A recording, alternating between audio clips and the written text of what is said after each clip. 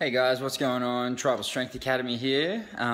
So, as you guys may or may not be aware, we're pretty big advocates of not anything really, other than the stuff that works for you. Really, that's really what it boils down to. Everyone's interpretation of good and what we enjoy and all that sort of stuff is all individual. My preferences are not better than Claire's preferences, Max's preferences, or your preferences. So, yeah, let's just drop all that for a second. Having said that, we do realize that some people are a little bit confused with all the misinformation on health and all that sort of stuff. So, look, all we can really do is give you guys the... hang on, just check this view out. Can never help myself. Sunset's just about to come in. Glorious. Anyway, where was I?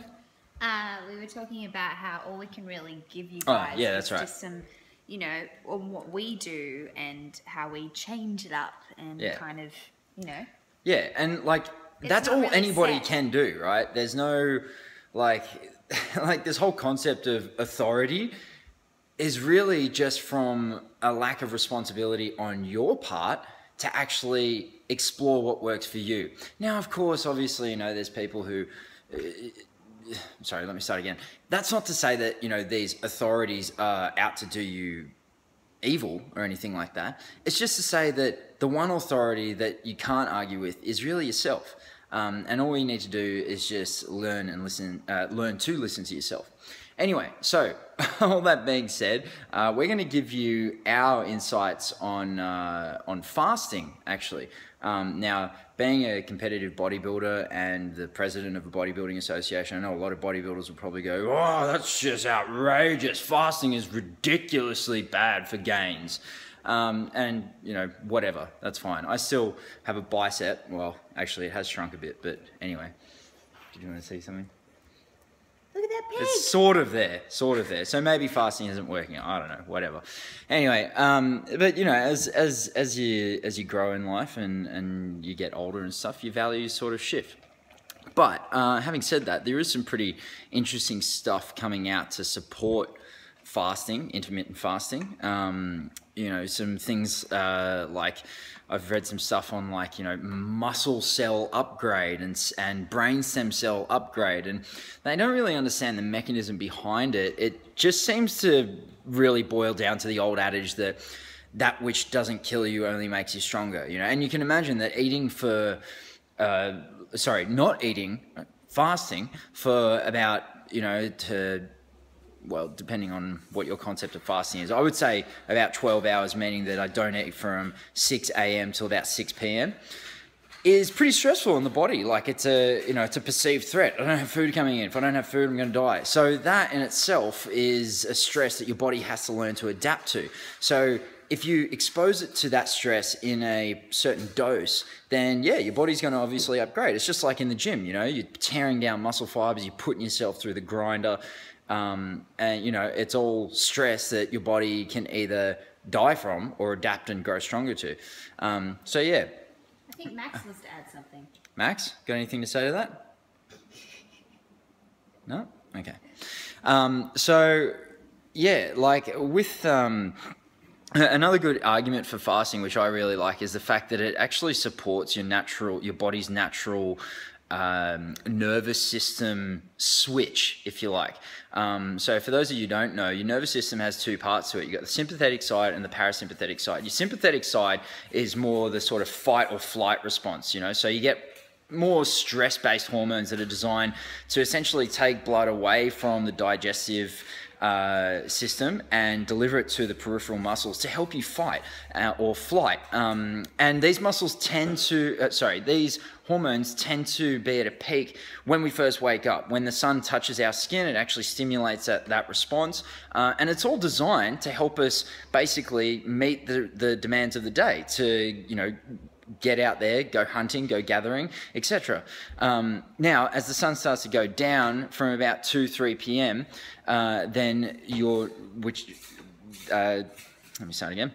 As the sun starts to go down, from about 2-3 p.m. onwards, your body starts to shift into the parasympathetic system, and that is all about rest and digest. So that's when the blood and all the nutrients and stuff will be brought from the peripheral muscles into the digestive system to help enhance your digestion. Ooh, where are we going? Just here. Oh yeah, get a view. To help enhance your digestion so that you can then obviously recover from the day's stress. And it's just this yin-yang balance, right? Being too sympathetic dominant, which I'm pretty good at, is not a good thing because it leads to chronic burnout if you don't respect this concept. And find the balance that works for you. It doesn't mean that you have to sleep 8 hours and work 16 or 12 hours rest, 12 hours hard work or whatever. You got to find the balance that works for you. So fasting helps to support this because anytime you eat, your body obviously wants to switch into a digestive state, which is slowly steering you towards the parasympathetic side. Now, if you eat 6 meals a day, they're going to be smaller meals. You probably won't notice this as much. The people who will notice this as much are those who do the 3 square meals a day. You'll probably notice that, you have such a big meal at those 3 times, breakfast, lunch, and dinner, that you actually get a bit lethargic afterwards. Usually these meals are obviously not made up of the right macronutrient balance. So usually too much carbohydrate, not enough protein, fat. People go, and then they have a bit of a crash, generally speaking, okay? But I tend to find it's more to do with the actual volume of food that people have at these sittings. And what happens after that? Well, obviously your body switches into that parasympathetic state, is focused on digestion, and you just go. You don't want to go back to work, right? You just want to go and have a snooze or whatever. So with intermittent fasting, some of the best benefits of it are the fact that, as I said, it supports that natural circadian rhythm. So, being more sympathetic dominant during the day and then going more into your parasympathetic system as you go towards the afternoon and need to rest to have a good night's sleep. And then also, because you do have such a big feed at nighttime, you then allow your body to go even further into a parasympathetic state, and not only that, but because after you eat, you're pretty drowsy and whatnot for reasons mentioned before, it will then help you to have a good night's rest. So this whole concept of, I shouldn't eat before bedtime and, because you'll get fat. Personally, we think it's bullshit. Some people, buy into it and that's fine, whatever. Like I keep saying, you got to find what works for you and what supports up here, right? Because if it doesn't make sense up here, you're less likely to be compliant with it. And we all know that consistency is the #1 key to success. Some of the other benefits that we really like about intermittent fasting are the improved digestion. Eating a lot of food, especially like 6, 7, 8 meals a day, can be quite stressful on the digestive system. So taking food away for a good, 10, 12, 16 hours, whatever you want to define it as, just helps your body to just clean everything out. And it also allows you to get shit done. Like, you don't have to stop every, 2-3 hours just to have a meal, and you don't have to prep your food the night before, which is really good, especially if you've got a busy day ahead. Now, is that to say that we do it all the time? No, absolutely not. Look, there's pros and cons to every approach, and we just try to find the best of both worlds. And we actually, we do that personally. So, on my training days, for instance, I will have more of a 6 to 8 meal a day approach. And then on non-training days, I'll then fast to sort of, as I said before, relieve the digestive system, improve insulin sensitivity, which will help with fat loss and muscle gain, obviously. And yeah. Or if you're like me, you go keto for a month, then you go high carb for like a month, and then you go and fast. For me, I just keep changing it. Otherwise, my body actually adapts really fast to diets. So in order for it to actually work for me personally, I have to constantly change it every month. Shit. No, she's got valid points. I do. And no, 100%. And it actually brings me to another point with the whole ketogenic thing and actually combining it with intermittent fasting. We find that to be probably the most effective blend. Now, here's why. a lot of people will think that intermittent fasting just means you have just one meal, or they'll go the other end of the spectrum and use it as an excuse to go make their local buffet not break even for that night. But the thing is, right, is that in the normal healthy human, the law of thermodynamics, so calories in versus calories out, will still hold true. So you still need to get the amount of food in that you need to get in for that day. So even though we won't start eating until about from about 5 p.m. till about 10 p.m., we still make sure we get all of our calories in. So for me, for a guy like my size, I need to get about 3,000 to 3,500 calories in. Now you can imagine doing that with protein and carbohydrates, which only have 4 calories per gram. That's gonna be a lot of food. So that's why I combine it with more of a ketogenic style, because fat has twice as many calories per gram. So the volume of food that you need to hit your calories doesn't need to be as drastic. Not only that, but like I'm more of a carb type person, so on my training days I'll hit heaps high carbs, but there's only so long you can get away with that. Again, adaptation. So if you keep pounding yourself with carbs, then you're going to be less sensitive to the effects of insulin. And some good signs of this, if you're a bodybuilder, is like the diminishing pumps, not able to connect with the muscle, just feeling bloated and bleh.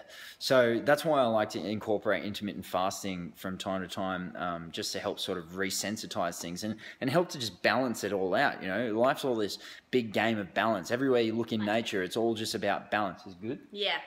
Cool. Flavors there. Anyway, I wanted to give you some context as to why we do that, because now we're going to show you how we would actually do intermittent fasting, and how to actually structure your food when you're doing it. So we'll always start off with some raw food to start with, because as I said, the gut has been emptied, or it's been pretty much cleaned out, right? Because if you're not eating, your body sort of naturally goes into this natural detoxification process.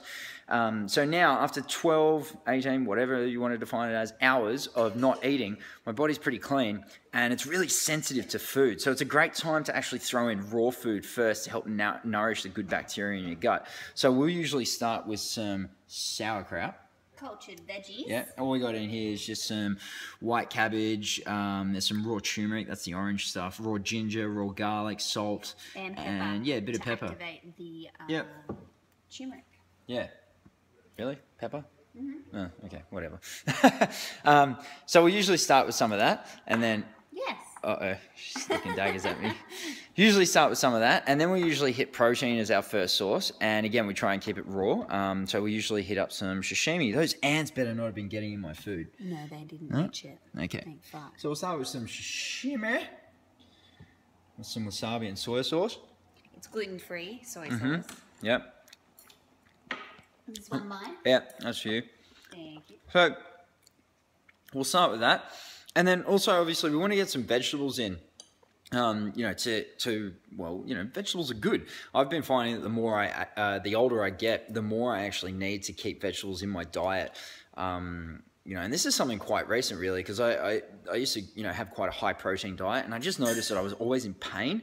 And then I started reading up on how, high protein diet can increase inflammation levels, lead to joint tenderness, and just all round pain. So I've really been hammering the homemade juices again, and that's been making a massive difference to my joints and muscle pain, and just headspace as well, funnily enough.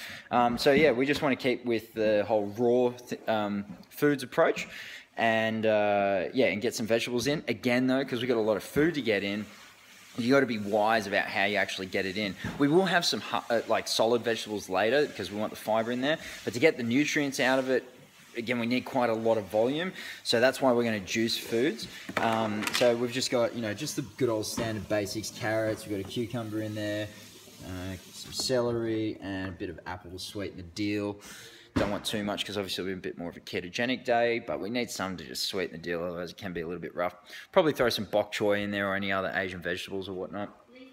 Yep. Then we're going to hit it up with some eggs, and probably about half a wheel of brie cheese. And then we have some zucchini pasta, all chopped up, ready to go. Thanks for Claire there. And then just fry it up with some garlic and butter. Yep, good old garlic and butter, can never go wrong. And we're just going to put some homemade chili con carne over it.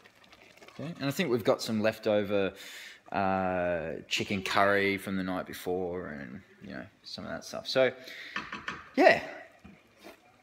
It's basically damn, that's good. feast for us. Yeah, it's a fast and a feast. So it's a really, really great way, or a great way of eating. You know, it's really good. Like the absence of food really helps to increase your attitude of gratitude towards it. You know, you get to that 4 or 5 p.m. mark. Well, it's actually earlier than that it starts. But you're like, oh man, I'm hungry. And then once you start making your food, you really start to feel a different connection with it. You know, and you're really grateful for it. So yeah, highly recommend it, guys. Like I said, if you are going to do it, make sure you still get all of your calories in. There are some, you know, trains of thought that say, oh, it's only about having 1 meal a day, and you know, whatever. Like I keep saying, guys, just find whatever matches your sense of logic, what appeals to you most. Give it a try. If it works for you, great. If it doesn't work for you, toss it. Try something else. You know, that's one of the great things about this world in our lives, is that we have so much choice available to us that it helps us to really define our preferences for what we want in life. And my preferences are no better than your preferences, and your preferences are no better than someone else's preferences. We've all got, you know, things that we like and that we can... We're all different. Correct. And we've all got things that we like and opinions on things, and we can all learn from each other from just sharing that. So anyway... hope you guys got some value from it. I'm going to get eating because I'm starving. If you got any questions, or if you did actually enjoy this video, send us some love, guys. Drop a comment below, like the video. Yeah, we want to know that, you know, what we are providing you guys is obviously of high value, and you're getting some stuff from it. Because if it's not, well, we need to change the formula, don't we? Do that. Anyway, lots of love, guys. Peace.